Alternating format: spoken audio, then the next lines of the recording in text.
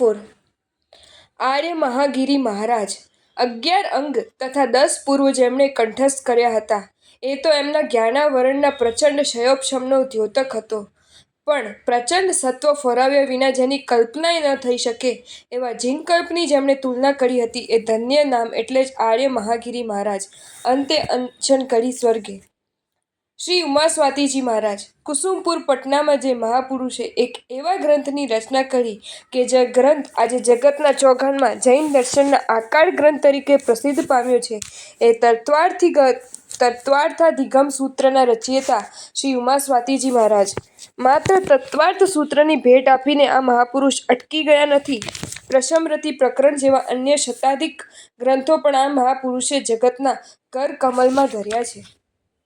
કાંકદી નગરીના રાજકુલમાં જન્મેલા બે સગાભાઈ સુશિસ્તી સુપ્રતિબદ્ધ સુરી કે જેમણે ચારિત્ર જીવન અંગીકાર કર્યા બાદ આચાર્ય પદે વિરાજમાન થઈને ઉગ્ર તપશ્ચર્યાપૂર્વક કુમુદગિરિ ઉપર સૂરીમંત્રીનો 1 કરોડનો જાપ કર્યો હતો. આ આચાર્ય ભગવંતો હતા સુશિસ્તસુરી સુપ્રતિબદ્ધ સુરી. સુધર્મા સ્વામીથી ચાલ્યા આવતા નિર્ગ્રંથ ગચ્છનું અહીંથી કોટિક ગચ્છનું નામ પડ્યું. આ આચાર્ય ભગવંતોના સમયમાં જીન ધર્મ પ્રભાવક ખારવેલ રાજા થયો. આર્ય વજ્રસ્વામી બાલ્ય અવસ્થા જ જાતિસ્મરણ જ્ઞાન, દેવો તરફથી મળેલ આકાશગામિની વિદ્યા અને વૈક્રિય લબ્ધિ, પદ આનુસારીની લબ્ધિથી એક જ વાર સાંભળેલું સ્મૃતિપથમાં અકબંધ, દુષ્કાળમાં સંઘરક્ષા સાથે શાસન પ્રભાવના, વીર સંવત 2270માં ઝાવડ શાહને ઉપદેશ આપી શત્રુંજયનો જીર્ણોદ્ધાર જેનાથી વજ્રશાખા નીકળે એ પુણ્ય પુરુષ એટલે જ આર્ય વજ્રસ્વામી. અંતિમ પૂર્વધર એમની વિદાય પછી 10મું પૂર્વ, 4થું સંસ્થાન, પ્રથમ 4 સંગયન વિચ્છેદ પામ્યા.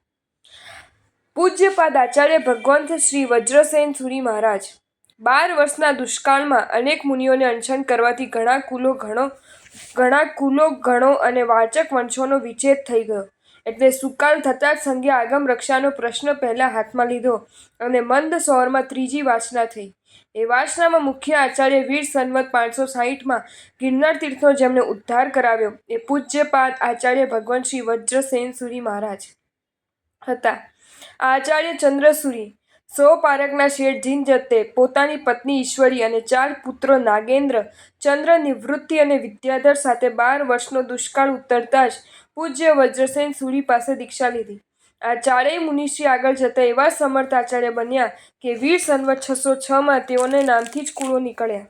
આ 4માના બીજા આચાર્ય ચંદ્રસુરી કે જેઓ કંઈક ન્યૂન 10 પૂર્વધર હતા, ખૂબ પુણ્યશાળી અને પ્રભાવક હોવાથી વજ્રસેન સુરીએ એમને પટ્ટધર બનાવ્યા. એમનાથી ચાંદ્રકુલ નીકળ્યું. તે જ ચાંદ્રકુલનું નામ આજે દીક્ષાદી પ્રસંગે ભારે બહુમાનપૂર્વક લેવાય છે. આચાર્ય સમંતભદ્ર સુરી ભારે વિદ્વાન અને ઉત્કૃષ્ટ ત્યાગી, વળી નિષ્પ્રહ હોવાથી મોટા ભાગે વાડી વન આદિમાં અને ગામ બહાર યક્ષાદિના મંદિરમાં જ રહેતા હોવાથી લોકો જેમને વનવાસી જ કહેતા હતા એ પૂજ્ય આચાર્ય સમંતભદ્ર સુરી. એમણે શ્વેતાંબર દિગંબરના ભેદો મટાવી દેવા પુષ્કળ પ્રયત્નો કર્યા, પણ એમને સફળતા ન મળી. આ મહાપુરુષ તે યુગના આદર્શ ત્યાગી વિદ્વાન અને શ્વેતાંબર તથા દિગંબર બંનેને માન્ય ગ્રંથકાર છે. આપરમીમાંસા વગેરે ઘણા ગ્રંથોની રચના કરી ચૂકેલા આ મહાપુરુષના સાહિત્યને દિગંબરો આ પ્રગમ તરીકે સ્વીકારે છે. વીર સંવત 650 આસપાસ મૂળ નિર્ગ્રંથ ગચ્છનું વનવાસી ગચ્છ એવું 4થું નામ પાડ્યું.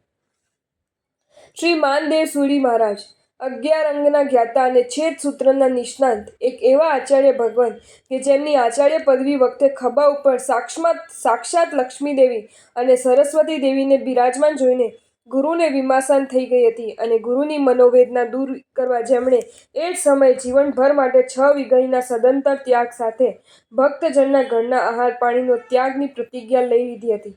એ આચાર્ય ભગવંત શ્રી માનદેવ સુરી મહારાજના બ્રહ્મચર્ય અને તપના પ્રભાવે જયા વિજયા પદ્મા અને અપરાજિતા આ ચારેય દેવીઓ તેમને સાનિધ્યમાં રહેતી હતી. શાંતિ સ્તવની રચના આ જ महापुरुषे करी।